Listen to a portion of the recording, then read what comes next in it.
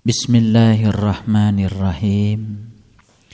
Assalamualaikum warahmatullahi wabarakatuh.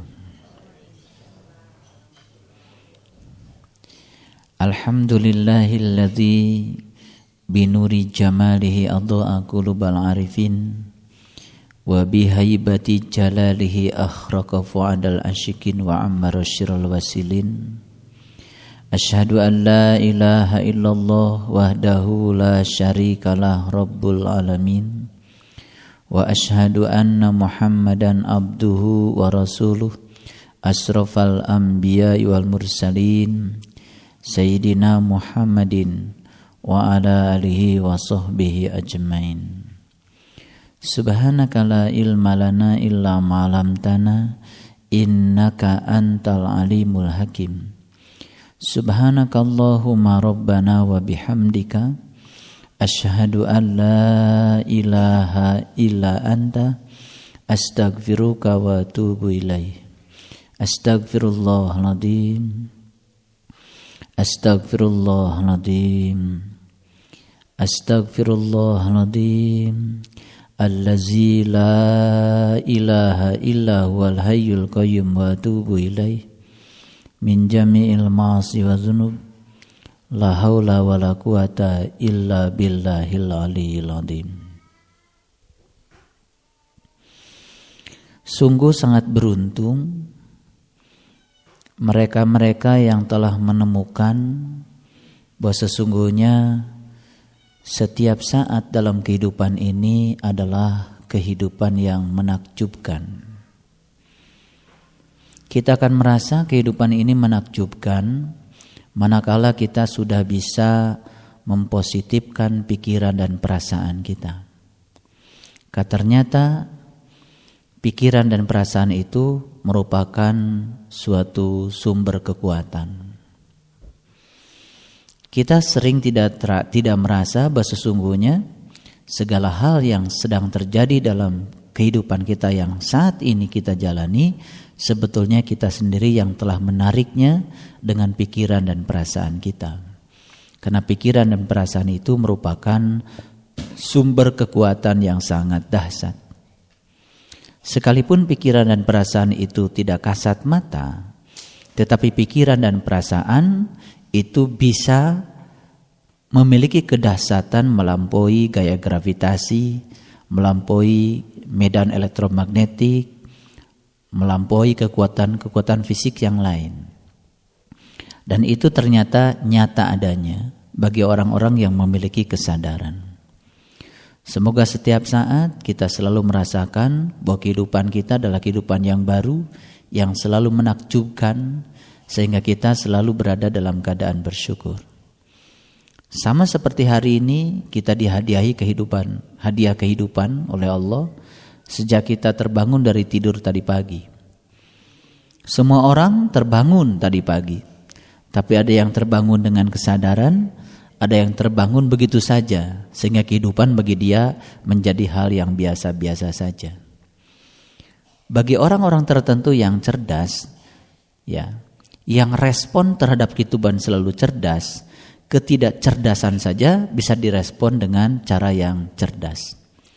Perlakuan yang tidak cerdas pun bisa direspon dengan respon yang cerdas. Perilaku yang bodoh pun bisa direspon dengan respon yang cerdas. Nah, bagi mereka yang sudah di level ini, kehidupan selalu menakjubkan. Sehingga setiap saat, setiap pertambahan waktu yang diberikan Allah pada dirinya selalu memberikan pertambahan kesadaran karena dia hidup dalam kesadaran. Sama seperti orang makan, sama makannya, tapi bagi sebagian orang makan itu biasa saja. Tapi bagi sebagian yang lain, makan itu adalah hal yang menakjubkan. Bagi sebagian orang, mengunyah itu ya biasa. Tapi bagi sebagian orang yang lain, mengunyah itu hal yang menakjubkan. Saat dia merasakan enzim yang disediakan Tuhan di dalam tenggorokan yang bisa membuat makanan itu menjadi berasa, sekalipun cuma nasi barangkali. Nah, dengan kesadaran itu dia merasa bahwa mengunyah itu sangat menakjubkan. Dia menyadari adanya gigi, dia menyadari adanya lidah, dia menyadari adanya air liur, dia menyadari adanya enzim yang dibutuhkan untuk melumatkan makanan. Dia menyadari ketika sedang mengunyah dengan kesadaran penuh, maka mengunyah saja merupakan sesuatu yang menakjubkan. Melihat sesuatu bagi dia menakjubkan.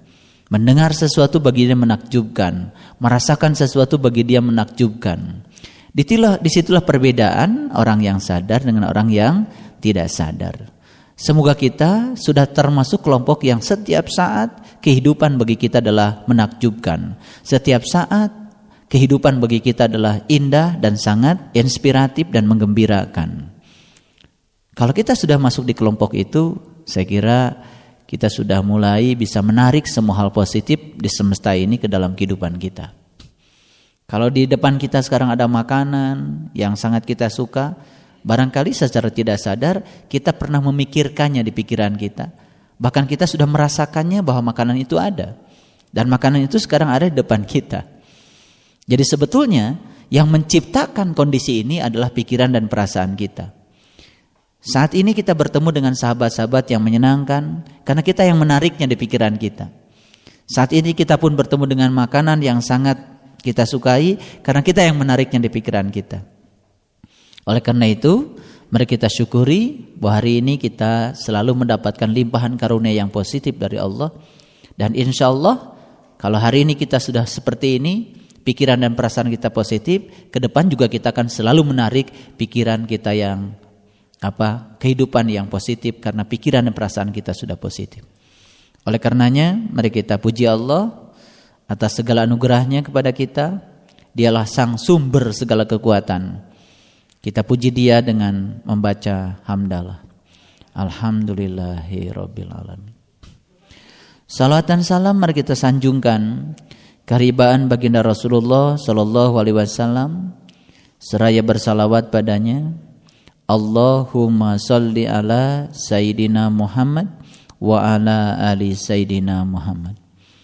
Mari kita awali kajian kita di pagi yang penuh berkah ini bersama dengan sahabat-sahabat kita yang menyenangkan, bersama dengan sahabat-sahabat kita yang ceria dan selalu menenteramkan, mendamaikan, dengan lingkungan di sekitar kita yang selalu mendukung untuk selalu berada dalam kondisi positif. Kita sapa asma Allah dengan kelembutan dan cinta seraya membaca basmalah. Bismillahirrahmanirrahim. Sebelum kita lanjutkan kajian kita, saya mohon semuanya melihat dulu Quran surat Luqman. Surat Luqman, dan sebagai awal untuk menginspirasi pikiran kita, kita lihat surat Luqman surat ke-31 ayat yang ke-16. Saya sudah mengatakan di episode yang sebelumnya bahwa ayat 1 sampai ayat 11 itu adalah lapisan spiritual yang pertama yang harus dilakoni oleh semua orang yang ingin mendapatkan kenikmatan spiritual yang sesungguhnya. Nah, lapisan yang kedua agak naik sedikit ya. Jadi kalau lapisan yang pertama ayat 1 sampai ayat yang ke-11 itu cerita tentang pengalaman pertama seseorang untuk sampai menemukan suatu cara, metode yang mengantarkan dia kepada Allah. Tapi ayat 12 sampai ayat yang ke-19 itu lapisan yang kedua.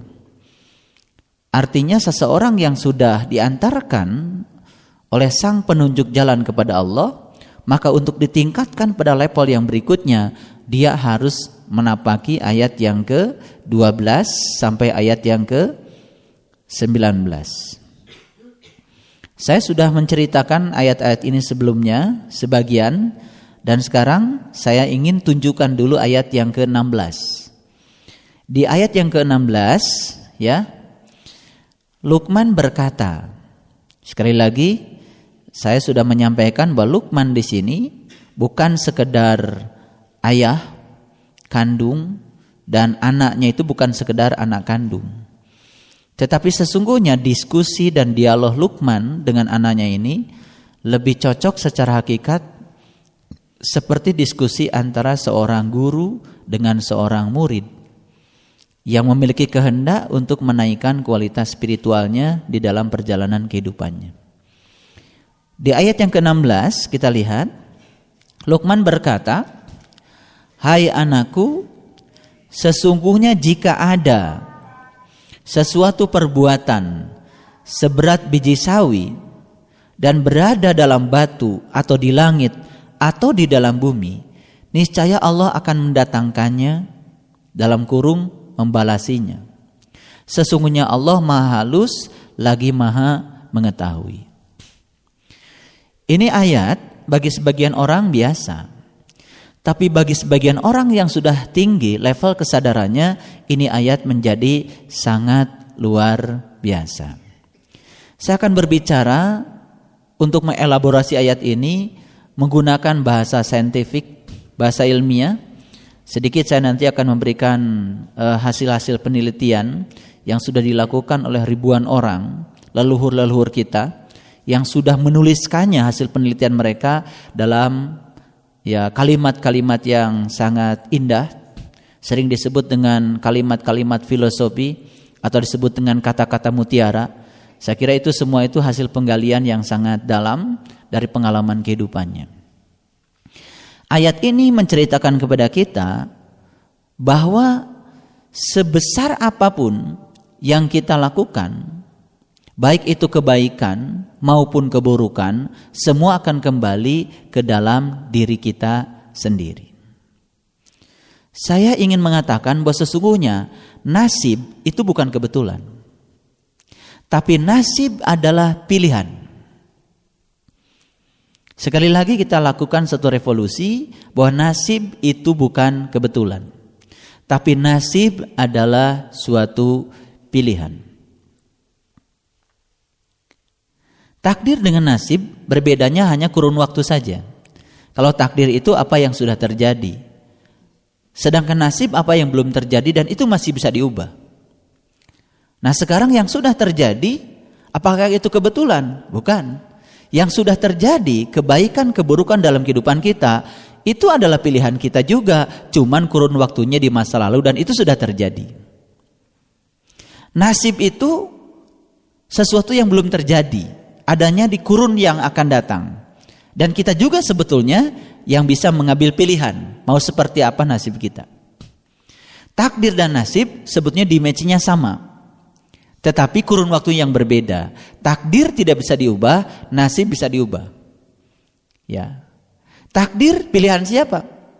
Ya pilihan kita. Nasib juga pilihan kita. Semua adalah pilihan kita. Karena semua yang hadir di kehidupan kita sebetulnya kita yang telah menariknya di pikiran dan perasaan kita. Karena itu adalah sumber kekuatan kehidupan. Jadi kalau begitu apa yang mencipta? Siapa yang menciptakan kehidupan kita? Yang menciptakan kehidupan kita ya jelas Allah. Tapi Allah sudah menciptakan semesta ini bekerja sedemikian rupa dengan mekanisme hukum-hukum tertentu. Nah, hukum yang ada akan merealisasikan semua yang kita cipta dalam pikiran dan perasaan kita. Jadi kelihatannya bagi orang awam yang menciptakan kehidupan kita adalah Allah. Tapi bagi orang yang sudah dalam memahami tentang mekanisme hukum alam ini bekerja, yang menciptakan kehidupan kita sebetulnya adalah pikiran dan perasaan kita. Ini topik sangat menarik dan setelah ini saya harapkan kita mengalami suatu perubahan di dalam kehidupan kita secara luar biasa, walaupun mendadak, cepat, tetapi perubahan ini menuju pada arah yang positif. Dan kita akan merasakan bahwa kehidupan ini ternyata sangat menakjubkan. Kita ambil satu contoh yang sederhana. Apa yang kita inginkan dalam hidup kita? Yang kita inginkan dalam kehidupan kita adalah hal yang kita suka. Apa yang tidak kita inginkan dalam hidup kita? Yang tidak kita inginkan dalam kehidupan kita adalah hal yang tidak kita suka. Oke. ketika kita sedang membicarakan hal yang kita suka, ya, berarti sebetulnya kata-kata ini muncul dari pikiran dan perasaan kita. Karena pikiran dan perasaan kita sedang menginginkannya. Lalu mulut kita membicarakan hal yang kita suka. Ketika kita sedang membicarakan hal yang kita suka, pikiran dan perasaan kita pun ya memiliki kekuatan untuk menciptanya. Sebetulnya secara tidak langsung kita sedang menciptakan hal yang kita suka. Tetapi anehnya, manusia itu menginginkan hal yang dia suka. Tetapi dalam kehidupannya dia lebih banyak memikirkan dan merasakan, bahkan membicarakan hal yang dia tidak suka. Gini, saya ambil contoh sederhana. Kita pasti tidak menginginkan macet. Karena macet hal yang kita tidak suka. Tetapi setiap kali kita bertemu dengan orang, dengan siapa saja, kita senang sekali membicarakan bahwa kita telah terjebak macet. Kelihatan kata-kata kita itu sederhana. Tapi sebetulnya kita sedang mengulang kembali untuk menarik macet-macet berikutnya di kesempatan yang akan datang. Karena kita sedang memelihara kata macet dalam pikiran dan perasaan kita. Apalagi kalau kita setiap hari terus mengulang-ulang apa yang kita tidak suka. Kita pernah punya pengalaman yang buruk di masa lalu. Dan pengalaman itu kita tidak suka. Tetapi karena kita gagal membiarkan masa lalu pergi, lalu masa lalu itu kemudian datang lagi, dimasukkan ke dalam pikiran kita, dimasukkan ke dalam perasaan kita, bahkan dibicarakan berulang-ulang dengan orang-orang di sekitar kita. Sebetulnya kita sedang menarik kembali apa yang kita tidak suka di masa lalu ke dalam kehidupan yang akan datang.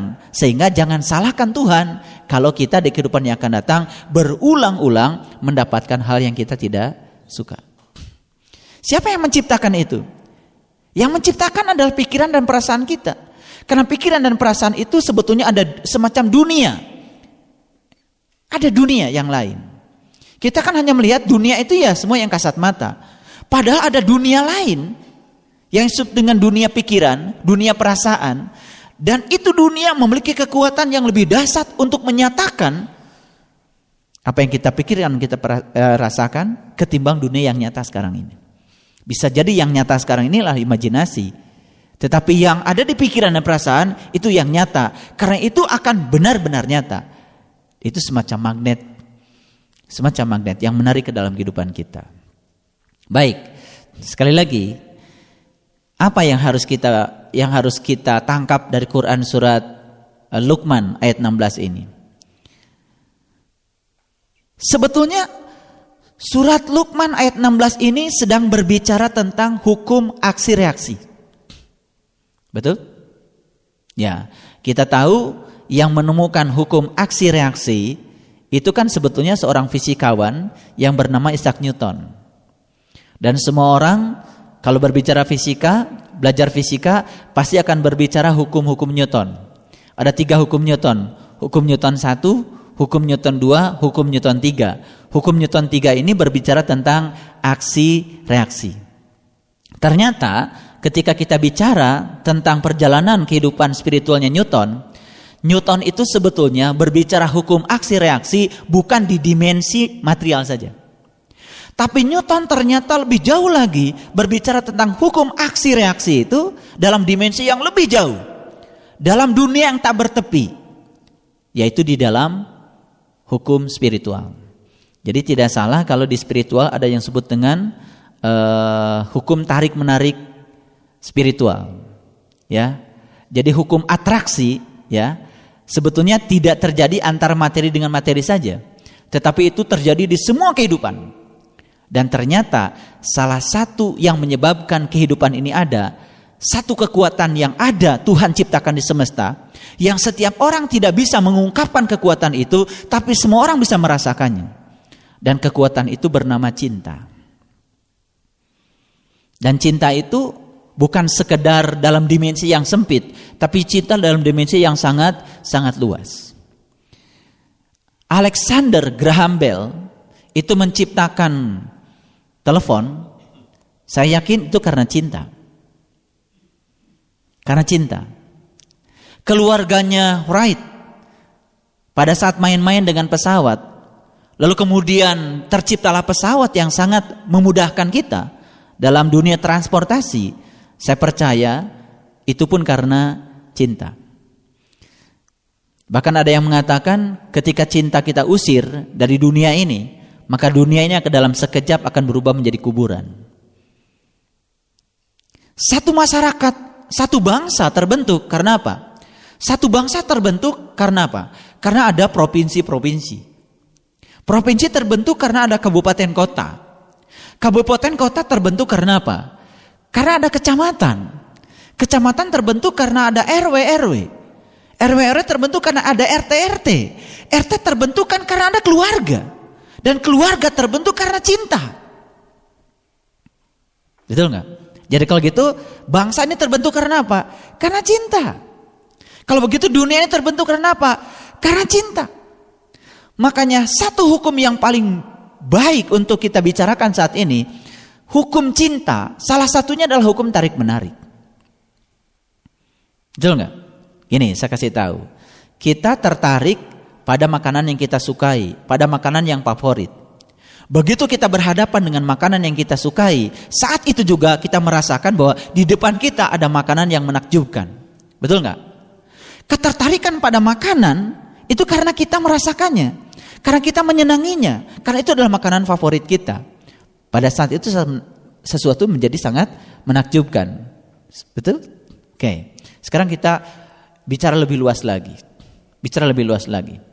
Saya mau bicara pada aspek materi saja dulu. Kenapa bumi ini bisa tetap berada di porosnya? Kenapa bumi ini tetap mengitari matahari?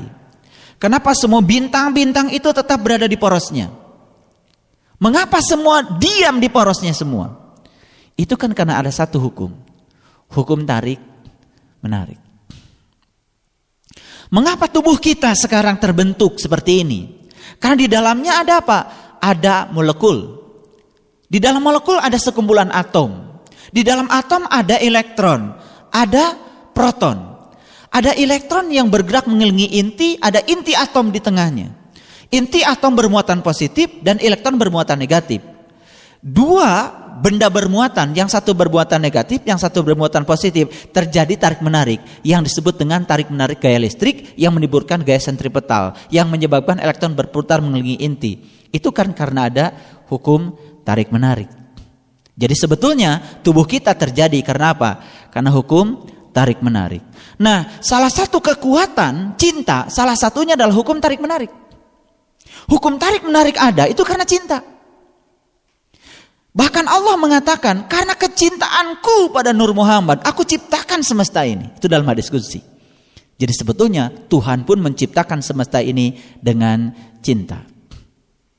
Kalau Tuhan menciptakan semesta ini dengan cinta, berarti di semesta ini banyak sekali sebenarnya kekuatan positif yang bernama cinta.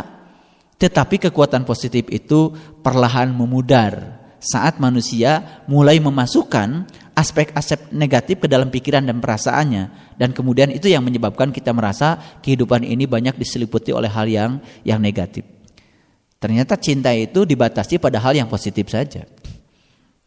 Baik, kita bicarakan lebih lanjut lagi. Kenapa ada dokter? Kenapa ada guru? Kenapa ada pengusaha? Kenapa ada ibu rumah tangga? Betul nggak? Saya kira semua itu ada karena cinta. Betul nggak? Oleh karena itu, semua peran yang Allah berikan kepada kita di semesta ini untuk satu hal sebetulnya. Bukan karena kita sedang berperan, tapi karena kita sedang diperankan untuk tujuan Tuhan. Karena Tuhan ingin menyalurkan cintanya kepada orang yang berhak mendapatkan cintanya Tuhan lewat tangan Tuhan. Dan kita bisa menjadi kepanjangan tangannya. Itu sebabnya saya pernah mengatakan bahwa iman harus menghasilkan cinta. Masih ingat? Cinta harus menghasilkan pelayanan. Pelayanan harus menghasilkan kedamaian. Jadi sebetulnya cinta itu bisa diproduksi lewat iman. Nah, oleh karena itu ada orang mengatakan iman tapi tidak memproduksi cinta, berarti kan ada yang salah. Baik, kembali lagi pada tadi, ya.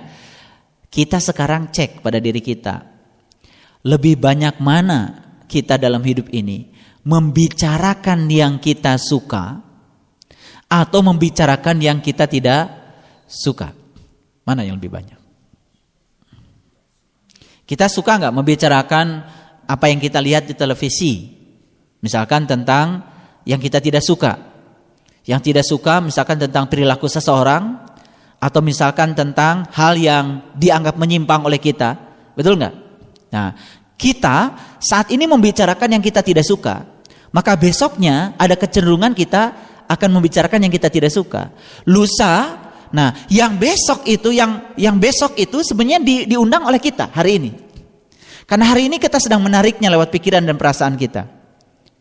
Makanya sebetulnya yang paling power dan luar biasa, kalau kita ingin mendapatkan yang kita suka saja dalam hidup, berarti kita harus berhenti membicarakan yang kita tidak suka. Jadi sekarang yang harus kita lakukan apa? Berhenti membicarakan yang kita tidak suka.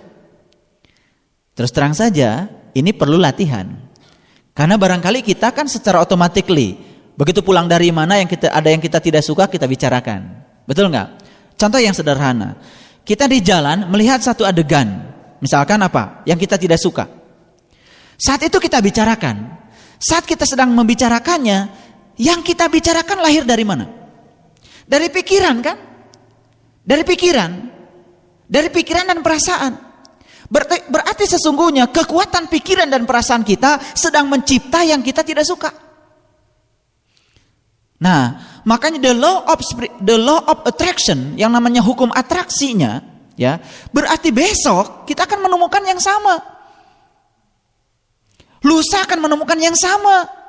Berikutnya akan menemukan yang sama, dan akan berulang-ulang yang sangat kita tidak suka akan hadir kembali ke dalam kehidupan kita. Karena hari ini kita yang telah mengkreasinya.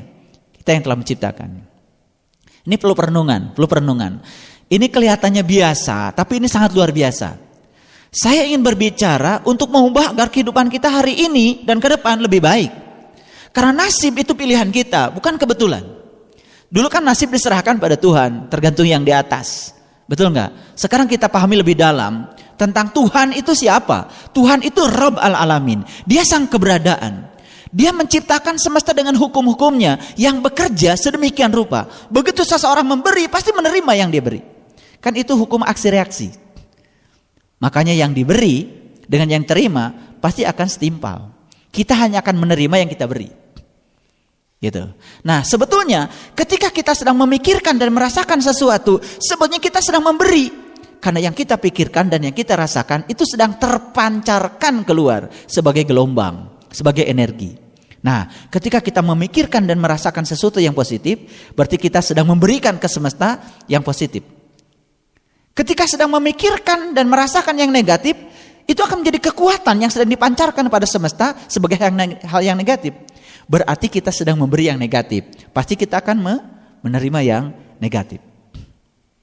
Tolong diperhatikan. Ini perlu bukan perenungan saja, tapi kita juga perlu menyelidikinya dalam kehidupan kita. Sebetulnya hukum ini sudah terjadi sejak lama. Kita tidak menerima hukum gravitasi, kita tidak menerima hukum elektromagnetik, walaupun kita tidak menerimanya, tetap saja hukum itu berjalan. Betul nggak? Nyatanya apa? Saya tidak percaya itu hukum gravitasi. Kenyataannya walaupun orang tidak percaya, ketika dia pegang benda, kemudian dia jatuh benda, tetap saja benda itu jatuh ke bumi. Dan hukum gravitasi ini itu yang telah mendamaikan kita. Kita bisa menginjakkan kaki di bumi ini karena ada hukum gravitasi. Air bisa mengalir di sungai karena hukum gravitasi. Makanan bisa diam di piring ini karena hukum gravitasi. Air bisa tinggal di dalam gelas ini karena hukum gravitasi. Bayangkan begitu hukum gravitasi diambil oleh Allah, semua ini menjadi berantakan. Pisang goreng bisa tinggal di sini dan kita mengambilnya dengan leluasa karena hukum gravitasi. Kita tidak sadar bahwa sebetulnya kita bisa duduk sekarang karena ada hukum gravitasi. Betul nggak? Kita ditarik oleh bumi dengan gaya sebesar gaya tarik bumi pada kita. Sebetulnya kita pun menarik bumi dengan gaya sebesar gaya tarik kita pada bumi. Jadi sebetulnya ada gaya yang bekerja pada diri kita, ada gaya yang bekerja pada bumi secara simultan dalam waktu yang bersamaan. Cuman kan kita sering mengatakan kita jatuh ke bumi, bukan bumi jatuh ke kita. Padahal sebenarnya boleh-boleh saja kita mengatakan, wah tadi bumi jatuh ke kita. Boleh. Bukan kita jatuh ke bumi, tapi tadi bumi jatuh ke kita. Biar gak kerasa sakitnya. Ada orang lagi kerja dibangun, aduh orang itu jatuh ke bumi. Ya supaya gak kerasa sakitnya, bilang aja tadi bumi jatuh ke orang. Boleh? Boleh.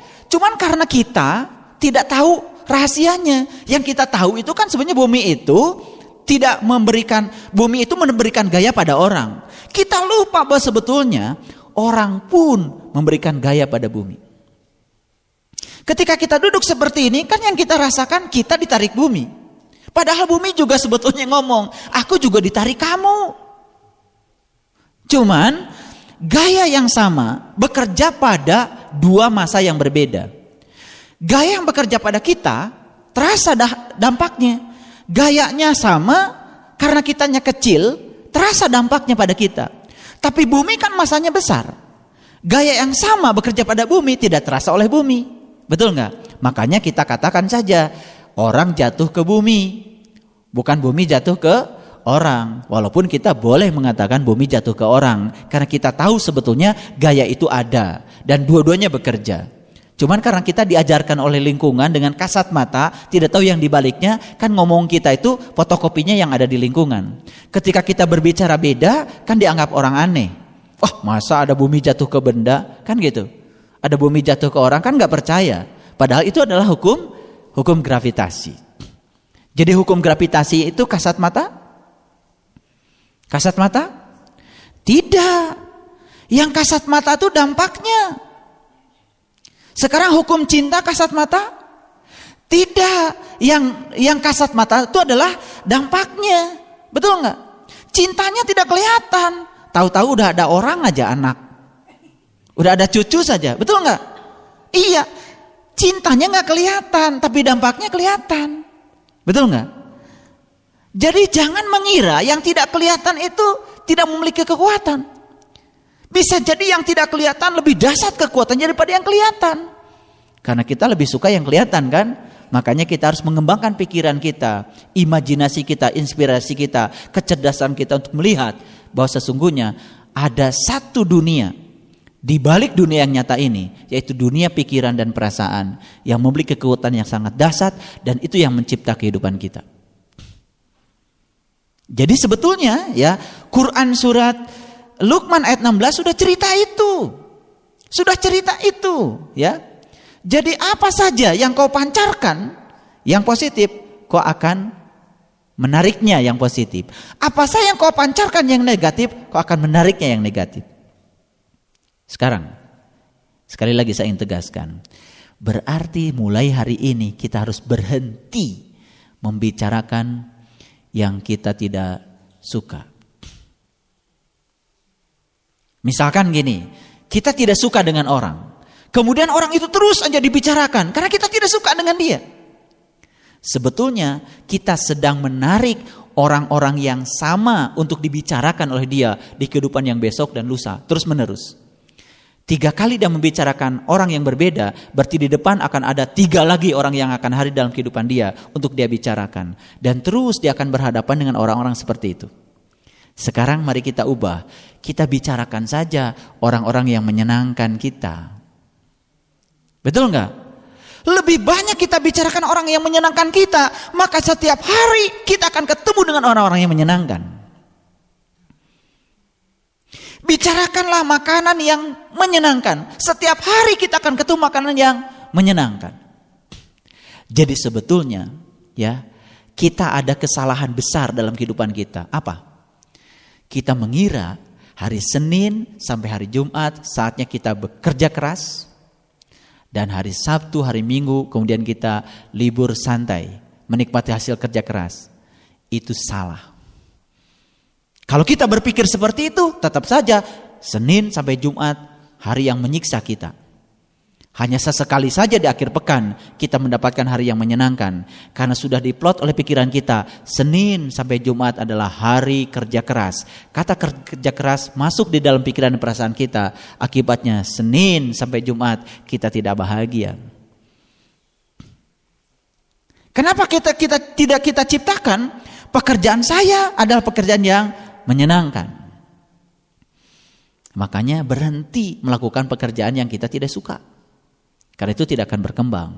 Lakukan saja pekerjaan yang kita suka. Ada orang sukses bikin travel. Awalnya cuma karena dia suka bepergian. Ternyata dia awalnya suka bepergian, terus aja init-initan. Ternyata membuat dia menarik semua yang positif tentang dunia travel ke dalam kehidupannya. Ternyata setelah saya wawancari semua teman-teman yang bergerak di dunia travel, gawe awalnya tuh tukang init-initan. Tapi dia senang melakukan itu. Gitu. Mohon maaf. Jadi berhentilah melakukan pekerjaan yang kita tidak suka karena tidak akan berkembang. Gitu. Ini yang disebut dengan the secret, the power. Ini adalah rahasia dari satu kekuatan di semesta. Yang sedang saya bicarakan adalah kekuatan yang terbesar yang mengendalikan semesta ini adalah cinta. Dan cinta bekerja berdasarkan hukum tarik-menarik. Setuju nggak? Awalnya kan kita tertarik pada pasangan kita. Betul nggak? Sehingga setelah itu terjalin hubungan. Namanya cinta. Betul nggak? Awalnya kan tertarik. Jadi ketika kita menyukai sesuatu, kan awalnya dari ketertarikan dulu. Nah, karena ketertarikan ini awalnya, berarti semua hal bekerja dengan hukum ketertarikan. Nah, sekarang tubuh kita juga bekerja begitu. Betul nggak? Seperti itu. Semua sel di tubuh kita bekerja dengan hukum tarik-menarik. Betul nggak? Bangunan ini ada karena bekerja dengan hukum tarik-menarik. Gimana Pak? Kan itu mah semen. Ya Allah. Semen itu ya dengan besi, dengan pasir, dengan batu bata itu kan diikat oleh air. Betul nggak? Ternyata semen keras, batu keras, besi keras, bata keras. Semua yang keras suruh bersatu nggak bisa. Setelah diikat dengan air, semuanya menjadi bersatu. Kenapa air bisa mengikat? Karena air itu sangat lembut. Makanya Allah bilang di sini, apa katanya? Innallaha latifun khabir. Sesungguhnya Allah itu maha lembut dan maha mengetahui. Jadi yang mengikat semuanya adalah Allah. Ternyata yang keras dengan yang keras tidak akan pernah bisa bersatu. Yang keras dengan yang keras hanya bisa disatukan dengan yang lembut. Nah, kelembutan itu adanya di cinta. Hukum tarik menarik bukan itu. Tarik menarik. Masih ingat kan dulu waktu kita di SMP belajar fisika, ada yang namanya gaya adhesi, ada yang namanya gaya kohesi. Pinter ngomongnya mah. Gaya kohesi itu kan sebetulnya tarik menarik antara molekul-molekul yang sejenis. Gaya adhesi tarik menarik antara molekul yang tidak sejenis. Kan gitu. Kenapa air bisa berkumpul? Ya, bisa berkumpul ya dengan teman-temannya. Karena air sedang melakukan gaya kohesi dengan sesama molekul air, lalu dia berkumpul. Betul nggak? Ternyata syarat untuk berkumpul itu harus sejenis. Iya kan? Iya, harus sejenis. Makanya kan Allah pisahkan. Ya, Allah pisahkan. Yang seperti ini tipikalnya pasti berkumpul dengan yang begini. Yang begitu tipikalnya berkumpul dengan yang begitu. Yang begini tidak nyaman dikumpulkan dengan yang begitu. Ada kecenderungan yang sejenis yang akan dikumpulkan. Gitu. Nah, sekarang air kenapa tidak tarik menarik dengan gelas? Kan tidak sejenis. Ketika air dengan air lebih kuat kohesinya, makanya adanya gaya adhesi itu tidak menimbulkan air menjadi porak-poranda. Walaupun gaya adhesi itu tetap ada. Betul nggak? Ketika kita berkumpul dengan teman-teman yang sama, sebenarnya di luar kita yang tidak sama juga ingin menarik kita. Cuman kekuatan mereka tidak lebih besar daripada kekuatan kita yang sama. Jadi resultan gayanya menuju ke dalam. Akibatnya kita tetap berkumpul seperti ini. Ini kalau ditafakuri semua itu luar biasa. Ternyata semua hal ternyata menjadi sangat menakjubkan. Kalau kita masuk pada aspek mikronya, masuk pada kesadaran yang terdalam. Jadi akhirnya bagi orang yang sudah mencapai kecerdasan tertentu, intelektualnya, emosi dan spiritualnya, hal yang tidak cerdas saja dia respon dengan cerdas. Hal yang bodoh saja dia respon dengan cerdas. Akibatnya kecerdasan dia tidak pernah memperpurukan dirinya ke dalam lembah kehinaan. Karena dia tetap saja di alam yang cerdas. Kejahatan pun direspon dengan orang cerdas tetap menjadi kebaikan. Apalagi kebaikan. Karena respon dia cerdas. Makanya sekarang bukan sekedar melatih diri untuk membicarakan hal yang kita suka, tetapi berhenti membicarakan yang kita tidak suka. Karena ketika kita membicarakannya, sebetulnya kita sedang menarik lewat kekuatan pikiran dan perasaan ke dalam kehidupan kita.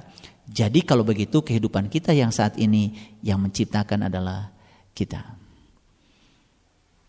Mungkin kita tidak secara formil berpikir sedang mencipta, tetapi kan kita ingin lebih baik, ingin bertemu dengan orang-orang yang baik, betul nggak? Ingin bertemu dengan makanan yang baik, yang menyenangkan, yang membahagiakan, kan seperti itu. Lalu seperti itu. Dan hari ini kita yang mencipta, bukan siapa-siapa. Paham? Oke, kalau yang mencipta kita, berarti kita boleh nggak mencipta yang lain? Boleh. Boleh. Karena sesungguhnya kekuatan itu sudah Allah berikan kepada kita. Daya itu diberikan pada semua orang. Tanpa kecuali. Pada Nabi Muhammad, pada Nabi Isa, pada Nabi Musa, pada Nabi Harun, pada Nabi Yahya, pada semua orang. Lalu apa bedanya mereka dengan kita? Mereka telah sukses menggunakan daya itu untuk mencipta yang baik. Barangkali kita belum bisa menggunakan daya yang diberikan sama oleh Tuhan kepada kita untuk mencipta yang baik. Lalu perbedaan mereka dengan kita kan cuma satu. Mereka menarik yang baik-baik, kita selalu menarik yang buruk-buruk karena kita yang menciptakannya. Bisa dipahami? Jadi sebetulnya kehidupan itu bisa dicipta tanpa harus kerja keras. Gitu. Karena kita selalu bekerja bahwa kebahagiaan harus diraih dengan kerja keras. Sementara kekuatan yang terbesar di dalam pikiran, di dalam perasaan kita tidak pernah kita manfaatkan. Lalu kita terus menerus ada di aspek materi. Akibatnya kehidupan ini melelahkan, capek. Betul enggak? Kita kerja keras dari Senin sampai Jumat. Tetapi hasilnya begitu-begitu saja tidak berkah. Karena daya yang di dalam sini tidak pernah kita bangkitkan. Akibatnya ya kita cuman mendapatkan yang kita pikirkan. Betul nggak? Begitu kita mau beli mobil, yang terpikir kesulitan-kesulitan untuk mencicil mobil itu. Maka begitu dia pun membeli mobil, yang dia dapat ya kesulitan itu. Karena dia yang memikirkannya. Ini saya bukan mengatakan saya ini hebat. Terus terang aja, saya tidak pernah beli mobil cash. Beli mobil ya itu. Ya udah. Ya dari awal kita sudah berpikir ya insya Allah mudah. Kalau sejak awal kita berpikir aduh cicilannya begini, nah kata aduh saja sudah masuk ke pikiran dan perasaan kita sedang menarik sebetulnya aduh-aduh yang lain. Makanya setiap bulan aduh lagi, setiap bulan aduh lagi gitu. Sudah aduh Allah lagi ya ditambah. Jadi aduh Allah itu yang mencipta siapa? Kita. Sejak awal kita sudah aduh ya. Begitu kita lihat rumah bagus, aduh pasti mahal gitu ya. Ya kita tidak akan pernah ya mendapatkan itu karena aduh sudah menghalangi kita. Tapi kalau kita sudah berpikir mudah pasti dapat, ya itu yang namanya the law of spiritual attraction, kita yang menariknya. Dan itu harus kita praktekkan. Saya mungkin tidak bisa berbicara terlalu banyak, ya. Tetapi saya ingin mengajak semua untuk meyakini yang saya katakan dengan praktek. Kalau tidak dipraktekkan sulit. Saya selalu berpikir ya sudah, ya umroh itu gampang kok, ya gampang memang, gratis terus, ya. Oh itu kan karena Bapak pembimbing, iya, tapi kan kita yang mencipta, betul nggak? Kalau kita tidak mencipta juga tidak akan dapat, tidak mungkin saya menjadi pembimbing, kan gitu, betul nggak? Ya, Di satu sisi ada orang yang sulit untuk mendapatkan makanan walaupun satu piring nasi. Di sisi lain ada orang yang terus kelimpahan makanan. Itu perbedaannya cuma satu. Yang satu dia mencipta yang baik, yang satu sudah mencipta yang buruk. Dia sudah sejak awal berpikir, aduh cari uang itu susah. Kerja itu ternyata berat, kerja itu susah. Dan itu semua yang mencipta dia. Dan itu yang hadir dalam kehidupannya, makanya berat terus. Jadi sebetulnya hidup ini sangat luar biasa kalau kita tahu rahasianya. Dan ternyata rahasianya ada di Quran surat Luqman. Nah makanya untuk sampai di dimensi yang ayat yang ke-16, kan kita harus menapak itu dulu ayat-ayat sebelumnya. Betul nggak? Iya, harus dari ayat sebelumnya. Jadi kalau saya bilang Luqman ini kurikulum spiritual yang sangat lengkap. Mulai dari ayat yang pertama, Alif Lam Mim. Betul nggak? Setelah itu kita diajarkan untuk membaca kitab kebijaksanaan. Betul nggak? Dan kitab kebijaksanaan akan menjadi petunjuk, akan menjadi rahmat kalau kita baik. Kan gitu. Baik menurut siapa? Ya baik menurut Allah. Gimana cara menjadi orang baik? Dirikan sholat, selalu memberi supaya kau bisa menerima. Percaya pada akhirat. Untuk percaya akhirat, alami akhirat. Bagaimana kau percaya akhirat kalau tidak mengalami akhirat? Alami akhirat sekarang. Gitu. Akhirat itu kan akhir dari tujuan kehidupan, namanya juga akhirat. Akhir dari kehidupan kita apa? Kan Allah. Betul enggak? Iya. Bagaimana mengalami akhirat? Iya mengalami Allah. Kapan? Sekarang. Kan akhir kehidupan kita kembali pada Allah. Innalillahi wa inna ilaihi rajiun. Betul enggak? Jadi untuk kembali pada Allah, ya alami Allah. Kapan? Sekarang. Baru kita yakin akhirat. Kan cerita akhirat udah kepanjangan. Cerita surga dan neraka juga udah kepanjangan. Betul nggak? Padahal surga dan neraka ya kita cipta sendiri di pikiran perasaan kita. Betul nggak? Kita mau ketemu orang baik-baik, ketemu orang yang suka pemarah, ya itu terserah kita. Betul nggak? Kita mau marah-marahan, kita mau baik-baikan, kita mau memaafkan, kita mau membiarkan masa lalu pergi supaya kita jadi bocah masa kini yang suci tanpa keterikatan, kan bisa. Surga diciptakan oleh kita. Mau mengulang-ulang agar masa lalu tetap saja di kepala kita, ya silakan. Ujungnya kan paling sakit. Betul nggak? Ya, saya ingin kasih tahu, ya, mengulang-ulang masa lalu yang sudah terjadi untuk dihadirkan di pikiran kita tidak akan mengubah keadaan. Tetapi dengan memaafkan dan melupakannya, semua akan berubah keadaannya. Kita sedang membuka jalan baru ke depan yang lebih baik, yang lebih membahagiakan kita. Kenapa kita tidak cerdas seperti itu? Terus aja bergumul di situ. Akibatnya menebar terus energi yang negatif kepada lingkungan kita. Aneh kan? Betul nggak? Itu semua lahir dari pikiran dan perasaan kita. Oke, sekarang kita teruskan. Berikutnya harus apa? Ya, maka kalau kamu sudah jadi orang baik, sudah mendirikan sholat, sudah zakat, sudah meyakini akhirat, kamu akan menjadi orang yang bahagia. Kan begitu kata Allah. Betul nggak? Nah, hati-hati kata Allah. Ada juga di antara manusia yang suka menggunakan perkataan yang tidak berguna dalam kehidupannya. Nah, perkataan yang tidak berguna lahir dari pikiran yang tidak berguna. Perkataan yang tidak berguna lahir dari mana? Dari perasaan yang tidak berguna. Oke? Nah, kan semua yang kita katakan lahir dari mana? Lahir dari pikiran. Saya mau tanya ibu bapak, kenapa ibu bapak ada di sini sekarang? Karena memikirkannya. Kemarin kan kita memikirkannya, besok ngaji, subhanallah, nggak sadar bahwa sebenarnya saat kita memikirkan kan kita mencipta, lalu kita ada di sini sekarang. Yang tidak memikirkan ada di sini, hadir nggak di sini? Tidak, dia tidak mencipta. Subhanallah, baru sadar kalau kita yang mencipta. Kita yang mencipta ada di sini. Berarti bangun tidur tadi apa? Memikirkannya lagi lebih tegas, betul nggak? Bangun pagi dan memikirkannya, betul nggak? Pakai baju apa? Memikirkannya. Lihat jam, memikirkannya. Terus memikirkannya. Ada di sini? Ada di sini. Yang tidak memikirkannya tidak ada di sini. Jadi sekarang semakin yakin yang mencipta kita sekarang ini ada kita? Kita.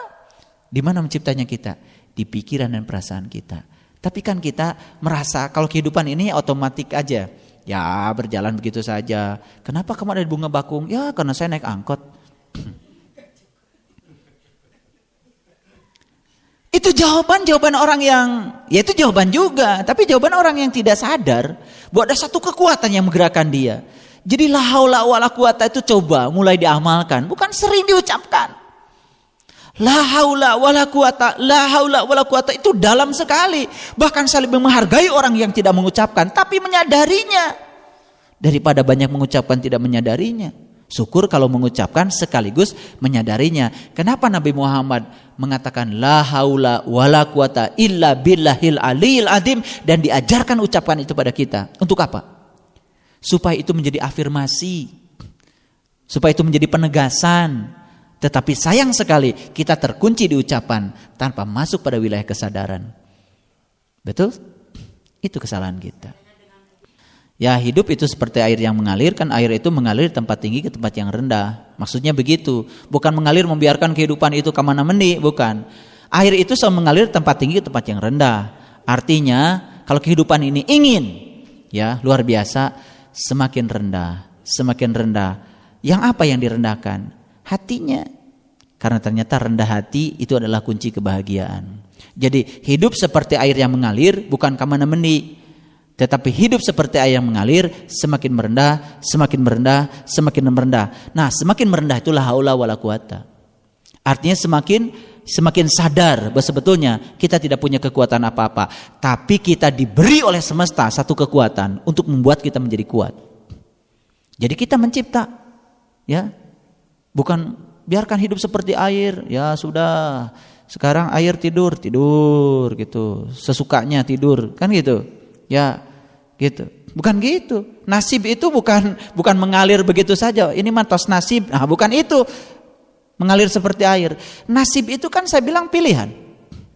Nasib itu bukan kebetulan. Nasib itu kita yang mencipta. Gitu. Nah, lanjutkan. Makanya ya di ayat berikutnya hindari perkataan yang tidak berguna. Paham?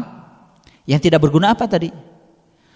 Banyak membicarakan yang kita tidak suka. Ayo, saya mau nanya. Banyak membicarakan orang yang kita suka dari orang itu atau yang kita tidak suka? Nah, banyaknya kita membicarakan orang apa yang kita tidak suka. Apa yang terjadi? Kita akan mengundang terus-menerus.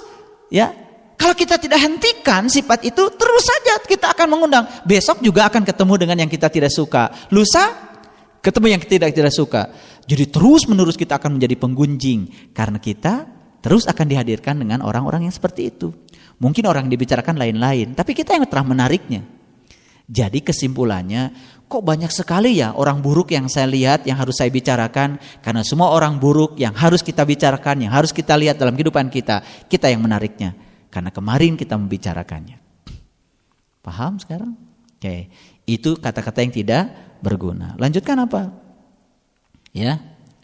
Nah, bahkan orang-orang yang seperti itu kan kecenderungannya menyombongkan diri. Betul nggak? Ya, orang yang sombong itu apa? Orang yang tidak bisa menyerahkan diri pada hukum alam. Ketika dia tidak menyerahkan diri pada hukum alam bekerja nggak dengan hukumnya? Tetap saja bekerja walaupun dia tidak menyerahkan diri. Betul nggak? Walaupun dia tidak bangun pagi-pagi, tetap aja matahari terbit. Tidak tergantung pada dia.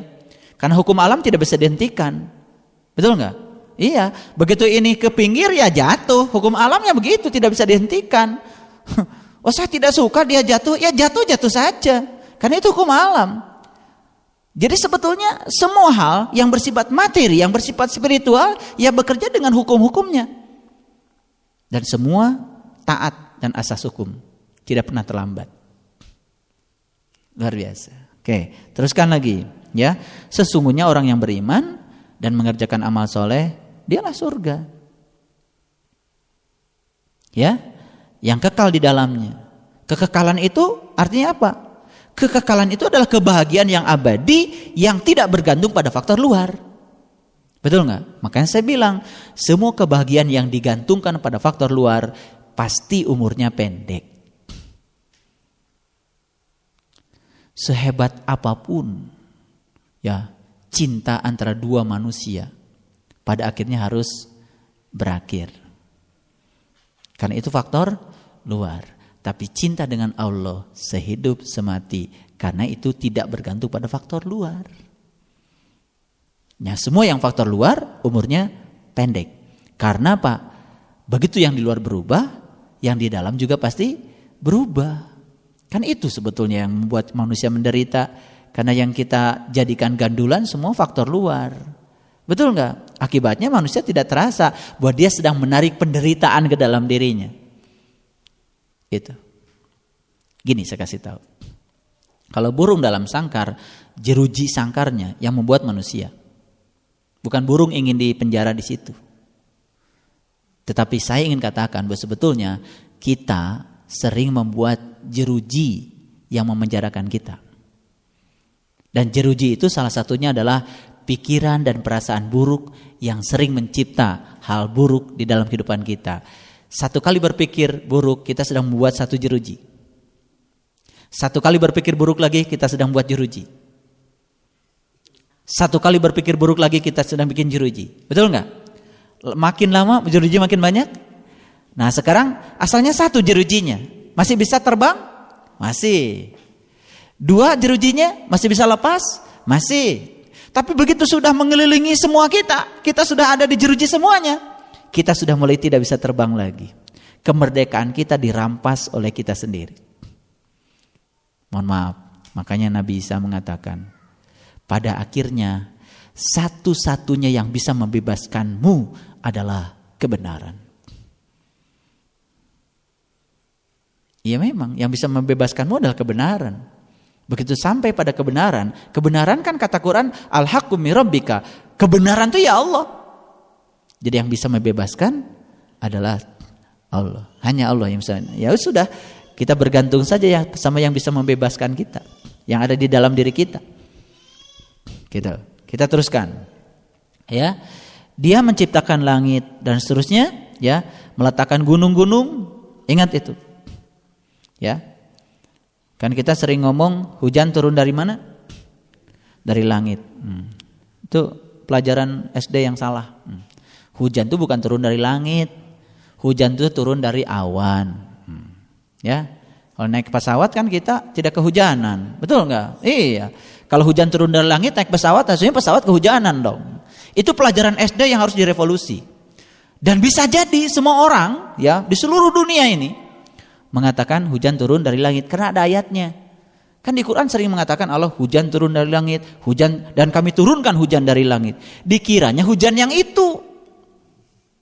Yang diturunkan hujan dari langit bukan hujan yang itu. Hujan rohani. Hujan pencerahan. Hujan rahmat. Yang bisa menghidupkan benih-benih yang tidak mau hidup jadi hidup. Gitu. Jadi sebetulnya di dalam diri kita ini banyak sekali benih-benih yang terbengkalai. Ada cerita tuh tentang benih yang terbengkalai. Benih itu tidak dihurufkanlah oleh petani. Suatu saat benih itu diterpa oleh angin. Masuk ke alam bebas. Begitu masuk ke alam bebas, turun hujan. Dan ternyata tumbuh. Tumbuhlah jadi pohon raksasa yang besar. Tapi si benih ini tidak sadar kalau dirinya sudah jadi pohon raksasa yang besar. Begitu ada orang yang berteduh ke situ di bawah pohon, karena pohon itu memang luar biasa. Siapa saja boleh berteduh, nggak pernah milih-milih ya, nggak kayak kita. Rumah kita mungkin tidak sebaik pohon ya, karena rumah kita makan pilih-pilih, betul ya? Yang seakidah dengan kita boleh selamat datang. Yang menyenangkan kita, selamat datang. Selamat datangnya 2 kali. Yang menyakiti kita, ntar dulu. Gitu kan? Gitu kan? Pohon gak begitu. Ya. Yang menyakiti pohon saja masih boleh berlindung di bawah pohon. Hebat ya pohon. Kalah kita sama pohon. Nah, suatu saat, ini cerita yang tadi. Ada orang berlindung di bawahnya. Terus dia bilang, terima kasih ya pohon raksasa. Di hujan yang besar ini saya bisa berlindung. Apa kamu? Pohon raksasa. Saya ini benih yang terabaikan. Dia masih tetap saja merasa sebagai benih yang terabaikan. Padahal dia sudah jadi pohon raksasa. Ya, gak apa-apa kita jadi benih yang terabaikan. Yang penting jadi pohon raksasa. Nanti di bawah pohon raksasa banyak yang berlindung. Banyak. Walaupun awalnya benih yang terabaikan. Tapi saya bukan cerita itu. Di dalam diri kita banyak benih-benih yang terabaikan. Banyak. Dan sedang menunggu turunnya hujan dari langit. Benih kearifan ada nggak di situ? Benih kebijaksanaan, benih kejujuran, benih kasih sayang, benih kesabaran, benih keluasan. Semua benih itu sudah dititipkan oleh Allah sejak pertama kali kita dicipta. Dan aku tiupkan ruhku. Bukankah pada saat peniupan yang pertama itu benih itu sudah disemaikan, lalu terabaikan oleh kita? Betul nggak? Jadi perlu hujan dari langit. Inilah hujan dari langit. Kalau hujan yang untuk pohon itu hujan dari awan. Jadi harus direvolusi pelajaran SD. Harus. Semua orang ngomong kalau hujan yang itu pasti dari langit. Salah. Dari awan kok. Betul nggak? Repot itu BPPT kalau mau bikin hujan dari langit. Berarti pesawatnya harus bisa ke langit. Betul, makanya padahal kan dia cuma nyemprotkan garam ya kepada butiran-butiran kabut yang di bawah. Palingnya sekitar 3 kilo lah di atas permukaan bumi. Ya, kalau pesawat itu kan 11.000 meter, 11 kilometer, sekitar 33.000 kaki di situ pesawat.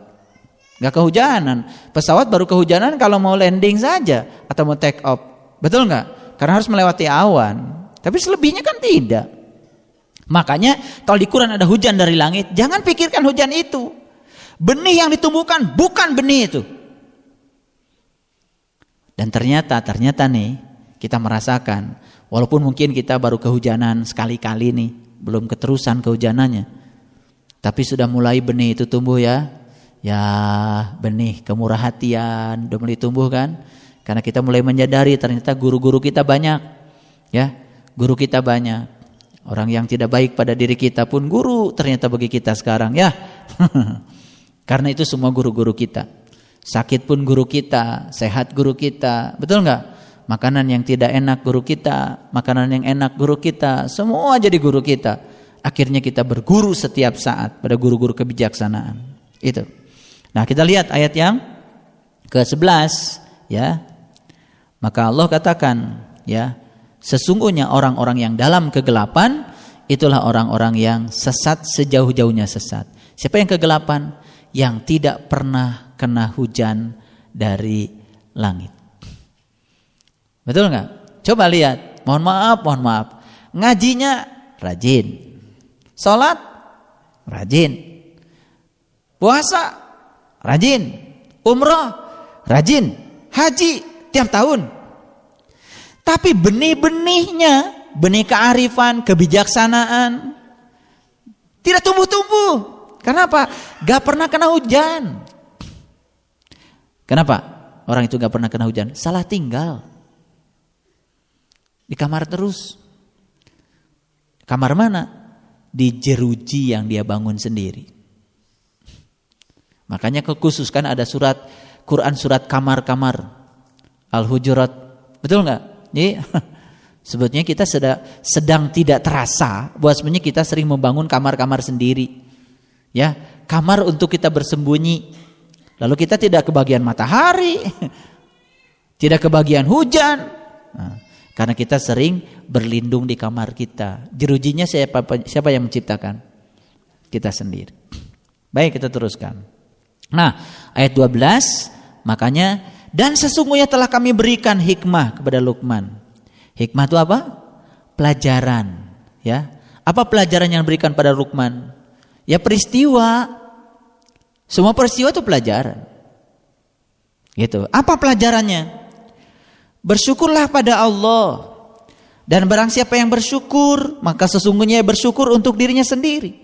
Dan barang siapa yang tidak bersyukur, sesungguhnya Allah Maha Kaya lagi Maha Terpuji. Dan Luqman berkata kepada anaknya di waktu ia memberi pelajaran kepadanya, "Hai anakku, janganlah kamu mempersekutukan Allah." Saya mau nanya nih, tolong dijawab jujur. Kita sudah jadi Luqman belum?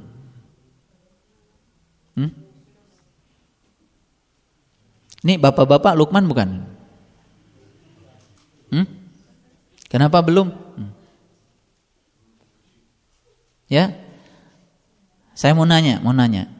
Apakah seorang ayah kandung bisa memberikan pelajaran tentang la tusyrik billah? Kamu jangan mempersekutukan jangan mempersekutukan Allah. Bisa nggak beri pelajaran? Gak bisa. Ayah kandung sama anaknya belum tentu bisa memberikan pelajaran itu. Guru di sekolah pun pada muridnya belum tentu bisa. La tusyrik billah artinya apa? Jangan mempersekutukan Allah.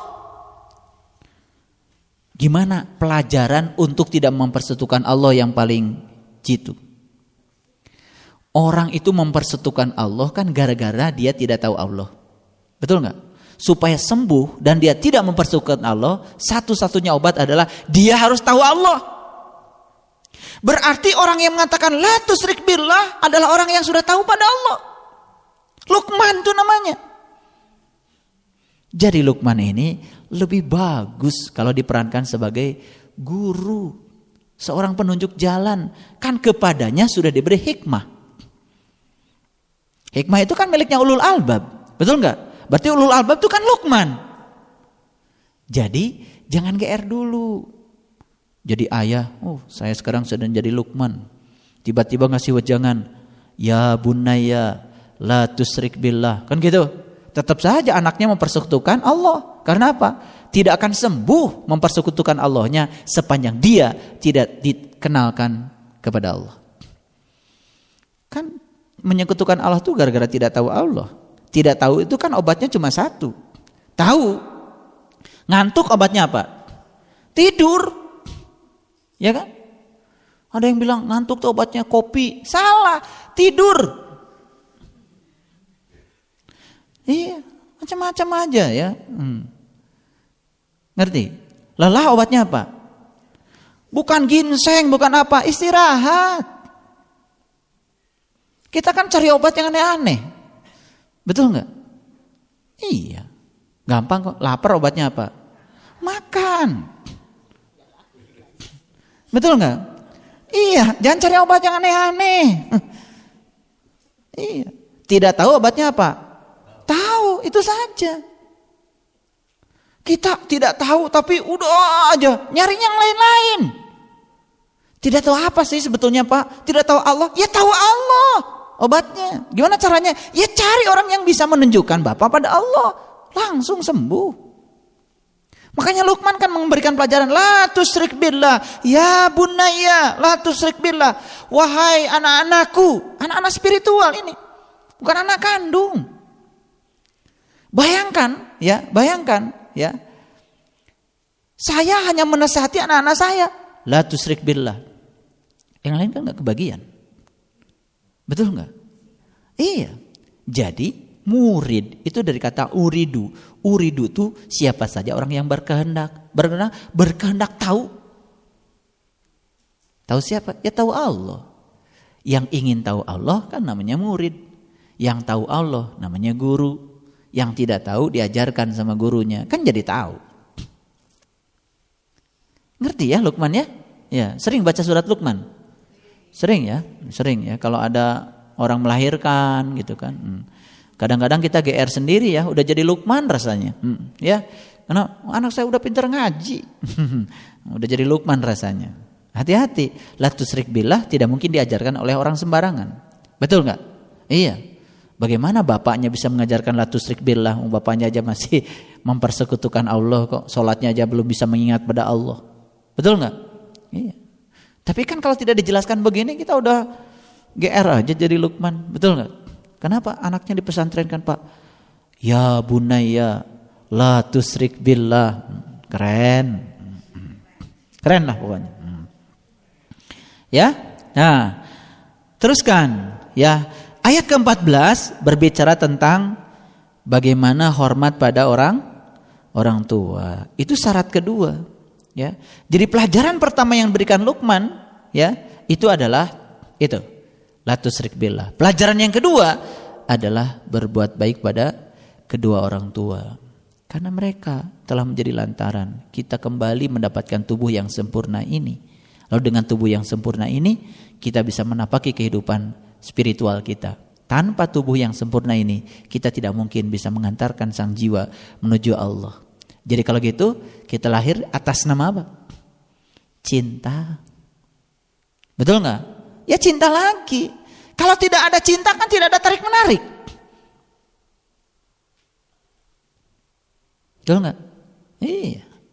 Jadi tarik menarik ini adanya karena cinta. Betul nggak? Iya. Dari hukum tarik menarik itu ya timbullah kita. Jadi kalau kita dilahirkan karena cinta, berarti kita ini sebetulnya adalah buah cinta. Betul nggak? Buah cinta harusnya apa? Cinta. Buah cinta harusnya cinta. Ya kan, buah mangga kan? Nanti kalau ditanam lagi, ya pohon mangga menghasilkan buah mangga. Ditanam lagi, buah mangga lagi. Kan gitu, tanam lagi, buah mangga lagi. Kan gitu. Pohon rambutan, buahnya rambutan. Ditanam lagi rambutan. Nah, pohon kita kan pohon cinta. Berarti buahnya cinta. Harusnya kalau ditanam ya tumbuh cinta lagi. Nah, kenapa nih aneh? Ada okulasi di mana? Ada penyimpangan di mana? Kok pohon cinta menghasilkan kemarahan, kebencian? Betul nggak? Iya, tidak membuahkan cinta. Kan ada yang salah. Salah ngaji kayaknya. Baik, kita teruskan ya. Nah, di ayat yang ke-15, dan jika keduanya memaksamu untuk mempersekutukan. Ini soal paksa memaksa. Kalau memaksa biasanya pakai kata apa? Pakai harus. Betul enggak? Iya. Nah, yang menyebabkan pelajaran agama menjadi memuakan itu sebenarnya karena harus. Wajib harus. Tolabul ilmu tuh wajib. Ini pendekatan pembelajaran yang keliru. Ya, orang itu datang ke tempat pengajian bukan karena harus dan wajib, karena dia rindu, karena ada cinta. Betul nggak? Ngaji, dia datang ke pengajian bukan karena cinta, tidak akan membuahkan apa-apa. Harus, wajib, apalagi bisi kawalat. Kan la ikraha fiddin, tidak ada paksaan dalam agama. Paksaan itu kata yang sering dipakai dalam bahasa kan harus. Kamu anak ya, harus taat sama orang tua. Gak berlaku lagi sekarang. Orang tuanya wesing balik. Betul gak? Kan anaknya pasti nyontoh. Tidak usah mengatakan harus. Harus belajar. Itu artinya kalau di rumah itu ada kata harus, pasti ibu bapaknya gak pernah belajar. Ngerti maksud saya? Kalau orang tua mengatakan harus belajar, pasti ibu bapaknya nggak pernah baca buku. Jadi saya di rumah baca buku bukan sekedar memperluas wawasan, tapi ngasih contoh supaya anak-anak supaya baca juga. Karena saya tidak pernah kata harus di rumah. Semua berjalan apa adanya. Sama seperti kita di kampus. Ya. Yang tidak datang absen 80%. Tidak lulus. Gak pernah saya ngasih kuliah begitu. Di awal kuliah saya tampil yang menarik. Pertemuan kedua berikutnya rugi dia kalau gak datang. Iya, jadi saya tidak pernah absen. Ya, kalau mahasiswa mau bikin absen bukti kehadiran karena dibutuhkan oleh administrasi ya bikin aja sendiri. Mau ngabsen bohong mau apa gak peduli saya. Karena hukum alam tetap berjalan kok. Betul nggak? Iya, hukum alam tetap berjalan. Kenapa kita repot-repot? Jadi harus ini, harus itu. Betul nggak? Ya, harus taat. Jadi sekali lagi, setiap kita mengatakan kata harus, berarti kita belum melakukannya. Kita butuh orang lain untuk melakukannya, yang kita tidak melakukannya. Awas ya, semua jamaah saya harus hadir. Tanggal 25 Desember. Pernah nggak ada pengumuman begitu? Ya mau nggak hadir semua juga nggak apa-apa. Saya datang ke sini tidak atas nama ibu bapak, tapi atas nama cinta. Dan ibu bapak juga datang ke sini bukan atas nama Saiful, tapi atas nama cinta. Jadi sekarang ada pelajaran baru bagi kita. Mari kita hapus kata harus, diganti dengan tindakan nyata, sehingga orang lain tidak perlu harus ini harus itu, tapi dengan sendirinya menciptakan kondisi yang membuat dia melakukan itu secara sadar. Gitu. Itulah ikrah fiddin. Wahai orang yang beriman, ya, diwajibkan kamu. Itu nih pidatonya Musa ini dulu. Pidatonya Nabi Musa. Ya umatku, wajib kamu iman kepada Allah. Umatnya Musa langsung bilang, wa idh qultum ya Musa, la nu'mina laka hatta narawha jahratan. Aku enggak mau iman pada Tuhanmu Musa kalau kamu boleh lihat, sementara saya tidak boleh lihat. Oh, itu hebat kan di Quran surat Al-Baqarah. Tapi enggak ada yang ngerti baca ayat ini. Enggak ada yang ngerti. Sampai sekarang harus taat, harus sholat. Ya, orang harusnya sholat tetap aja enggak ingat sama Allah. Kenalin dulu dong dia sama Allah. Ya kan? Bikin rindu dia sama Allah. Tanpa mengatakan harus, pasti sholat. Ada kerinduan.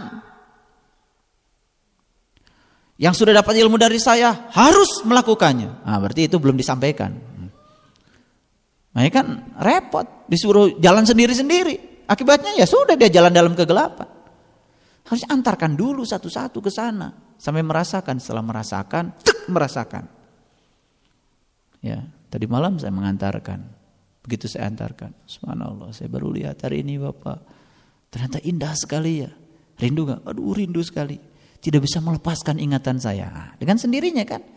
Itulah la ikraha fiddin yang belum diterjemahkan sampai sekarang. Jadi agama itu harus begini, harus begitu. Kalau tidak begitu neraka. Itu saja pelajaran dari zaman Fir'aun sampai sekarang. Tidak ada yang berubah. Padahal metode pembelajaran sudah sedemikian canggih. Kemana nih kita ini? Dunia pendidikan kita tuh kemana? Ahli pendidikan banyak, tetapi tetap saja tidak inquiry, tidak membangun keterampilan hidup. Karena agama lebih banyak sudah hafalkan juz amma, harus hafal, betul nggak? Hafalkan Asmaul Husna, harus hafal. Aneh jadinya. Jadi kita itu kayaknya harus bersama-sama menghilangkan kata harus di kamus.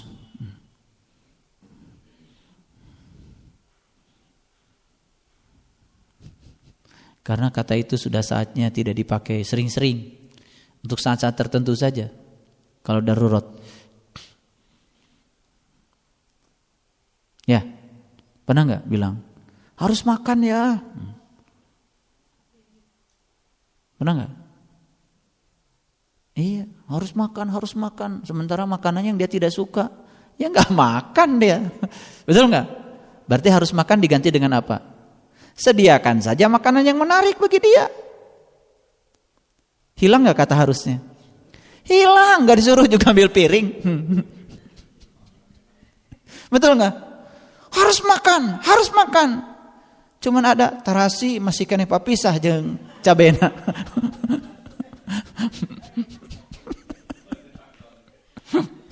Iya, harus makan ya. Tarasi masih papisah jeung cabe jeung gula. Gimana? Belum jadi sambal. Betul nggak? Begitu sudah jadi sambal enak, kasih judul. Sambal siapa? Sambalnya Pak Saiful misalkan. Kalau di rumah sambal saya paling laku, anak-anak suka. Kasih judul dulu, sambal ayah. Walaupun yang bikin siapa aja.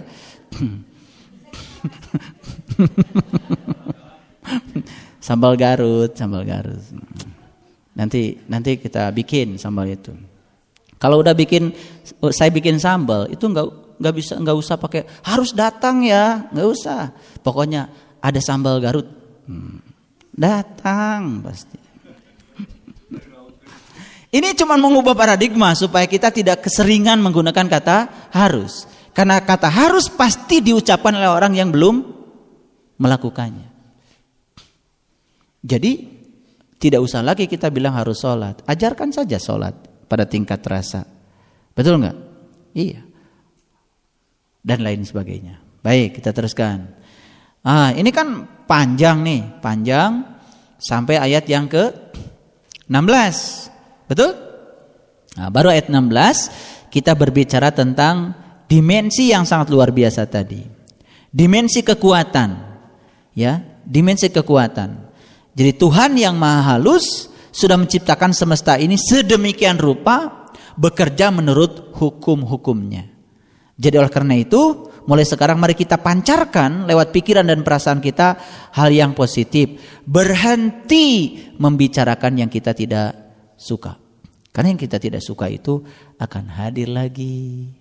Besoknya hadir lagi. Besoknya hadir lagi. Tetapi kita selalu menyalahkan pihak lain. Betul nggak?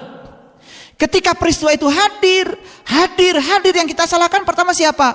Orang lain. Inilah kegagalan kita untuk bisa memanage diri kita. Padahal sebetulnya kita sendiri yang telah menjadi magnet untuk menarik itu. Paham? Oke. Kita lihat ayat yang ke-17. Hai anakku, dirikanlah sholat, ya, dan suruhlah mengerjakan yang baik dan cegahlah dari perbuatan yang mungkar. Mohon maaf, terjemahan ini bukan begitu harusnya. Ya bunayya aqimis sholah, wahai anakku, dirikanlah sholat. Siapa yang sedang mengajarkan ini? Bapak atau guru? Guru sedang mengajar pada muridnya. Karena tidak mungkin kan seseorang mendirikan sholat kalau tidak dikenalkan dulu kepada siapa yang harus dia sembah. Betul nggak? Makanya ya bunayya aqimis sholah bukan bapak kandung pada anak kandung. Tetapi guru sedang berbicara kepada murid. Selanjutnya apa? Wa'mur bil ma'ruf. Hendaklah kamu bermakrifat. Itu. Hendaklah kamu mengenal. Kan kata dasarnya arafah. Betul nggak? Tapi ma'ruf sering diterjemahkan kebajikan. Betul nggak? Padahal kata dasarnya arafah. Arafah itu kan mengenal. Hendaklah kamu mengenal. Kan gitu. Siapa yang sedang berbicara? Ayah kandung pada anaknya? Bukan. Guru pada muridnya. Wa'mur bil ma'ruf. Kemudian apa lagi? Wa anha anil munkar. Dan mencegah seseorang yang sudah mengenal untuk tidak memungkirinya. Jadi ini kan sebetulnya perintah untuk mengadakan Paskah. Paskah sebetulnya. Seseorang diantarkan ke sana, dikenalkan. Pada tingkat permulaan dia sudah kenal, pada tingkat permulaan. Untuk mengenal lebih jauh, dia kan harus dibina. Ini perintahnya. Wa'mur bil ma'ruf wa anha 'anil munkar. Jadi orang-orang yang sudah dikenalkan itu cegah mereka supaya mereka jangan kembali ke belakang. Maka ada pengajian seperti ini dalam rangka mencegah. Sebisa mungkin yang masih bolong telinganya, kan gitu.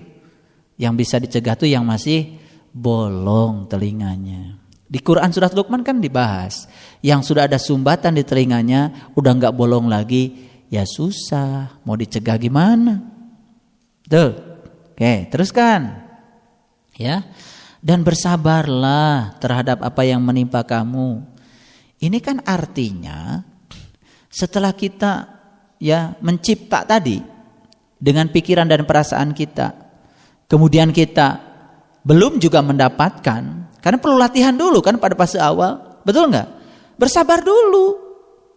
Ya, bersabar dulu. Karena untuk sampai ya bisa mulus ya seperti yang tadi dibicarakan itu ya perlu latihan. Biasanya yang paling berbahaya adalah kita berhenti melakukan sesuatu padahal sebetulnya keberhasilan sudah di depan mata. Betul nggak? Kita sering berhenti melakukan sesuatu karena putus asa. Padahal sebetulnya kalau masih melakukan satu langkah lagi, di situ sudah ada yang menunggu. yang bernama keberhasilan. Karena keberhasilan itu kan baru diraih kalau jatah gagalnya habis. Jadi jatah gagalnya harus habis dulu baru berhasil. Ya. Dan janganlah kamu memalingkan mukamu dari manusia. Awas. Ya. Memalingkan muka dari manusia. Ya.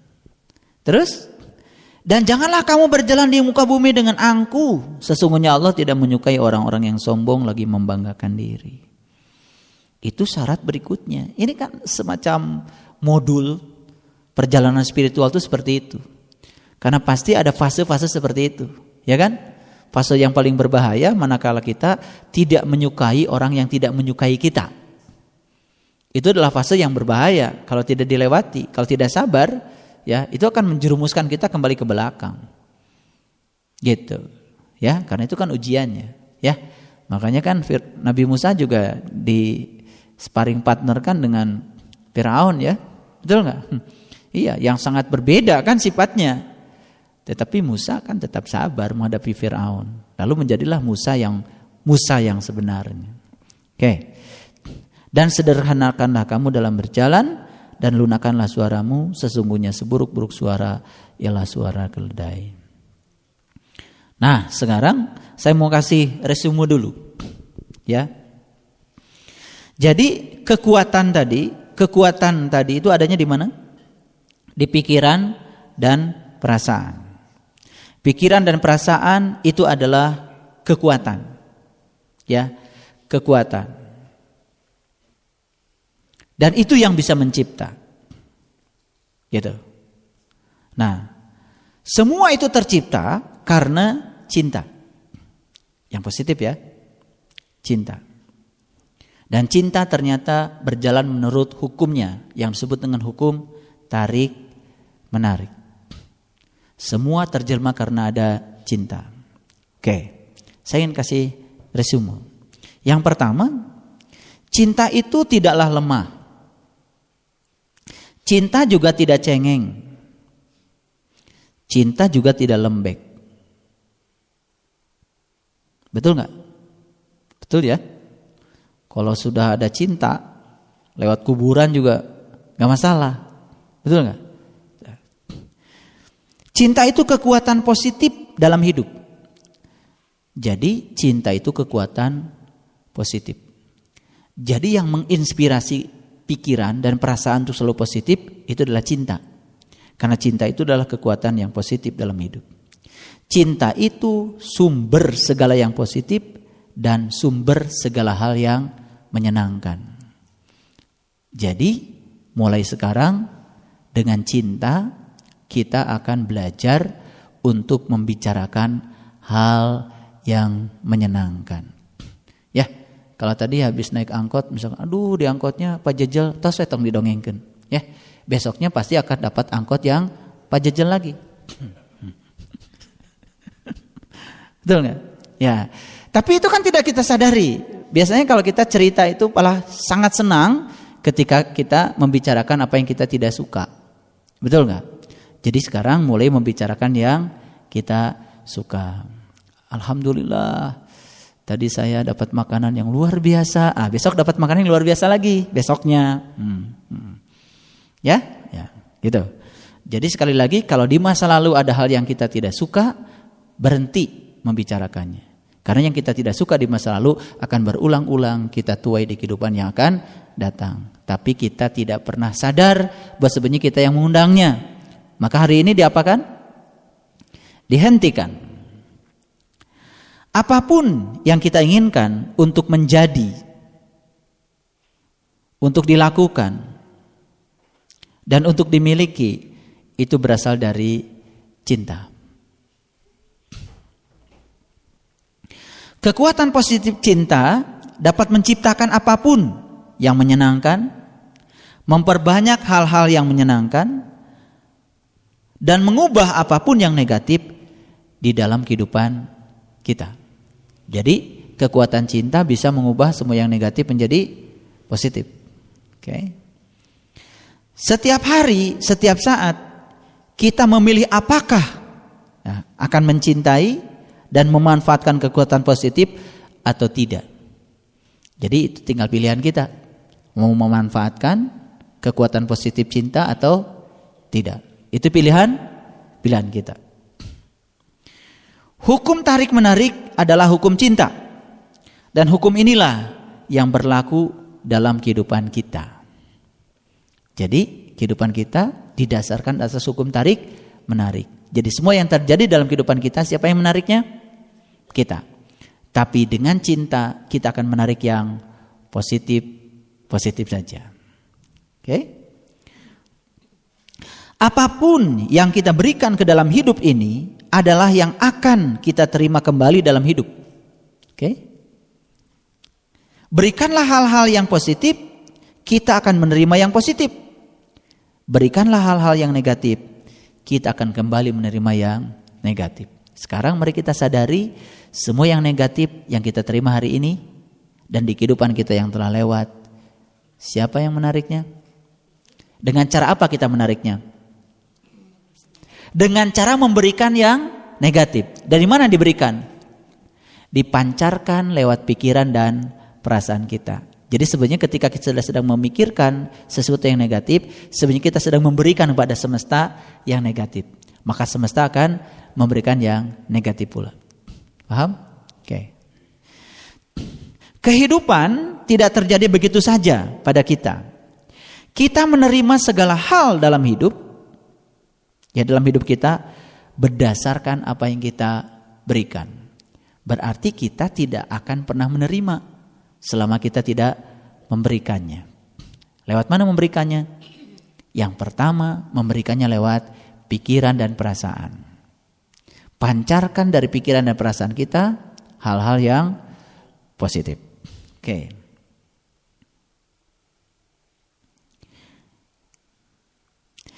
Entah pikiran dan perasaan kita baik atau buruk, semuanya berbalik seotomatis dan setepat gema.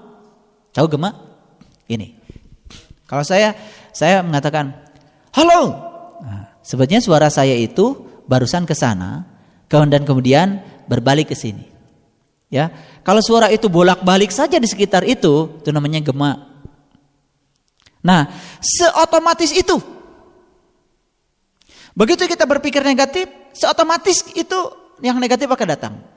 Begitu kita berpikir positif, seotomatis itu yang positif akan datang. Seperti gema. Oke, maka cinta itu sering diibaratkan seperti gelombang dan arus laut yang selalu membawa energi. Gitu. Baik. Yang berikutnya, orang-orang yang hidupnya menyenangkan lebih banyak memikirkan dan membicarakan tentang apa-apa yang mereka sukai. Jadi kok orang lain itu hidupnya ya menyenangkan. Kenapa ya dia senang? Ternyata kuncinya karena dia lebih banyak memikirkan dan membicarakan tentang yang mereka suka ketimbang memikirkan dan membicarakan hal-hal yang tidak mereka suka. Ini sekarang teliti nanti dalam kehidupan kita. Ini orang ini kok hidupnya kelihatannya senang gitu ya. Baik-baik saja gitu. Saya yakin kalau kita dekati dia, karena satu rahasia yang ada pada dia suka memikirkan dan membicarakan hal-hal yang baik-baik saja. Mohon maaf tanpa merendahkan. Di satu sisi ada orang yang kehidupannya, istilahnya untuk makan saja harus kerja keras, susah selalu gitu ya. Dekati dia. Saya yakin dia sering memikirkan dan membicarakan hal-hal yang dia tidak suka. Dan semua yang tidak suka kemudian hadir diundang sama dia. Ini hukum alam. Mau percaya sama saya atau tidak, hukum ini terus berjalan.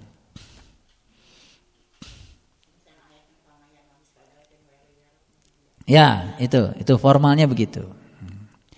Setuju sampai sini? Teruskan. Nah, bicarakan kabar baik hari ini. Bicarakan apa yang kita suka.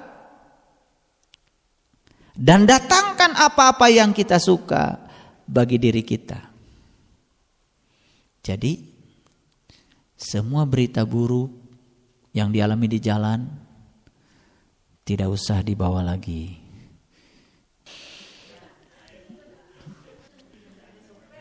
Ya, hal yang sederhana saja, hal sederhana ketika kita berpikir dapat tempat parkir yang nyaman, praktek sederhana dan selalu dapat. Sekalipun di tempat yang menurut pikiran kita nih tidak mungkin kita mendapatkan. Tapi kan semesta ini merespon semua pikiran kita.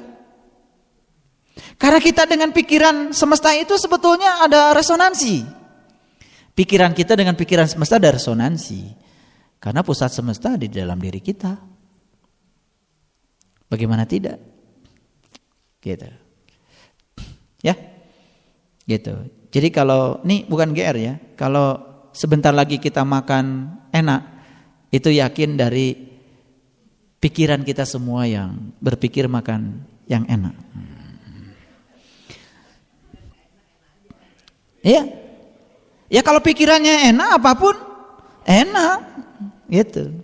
Terus kita memiliki kemampuan yang tak terbatas untuk memikirkan dan membicarakan apa yang kita suka.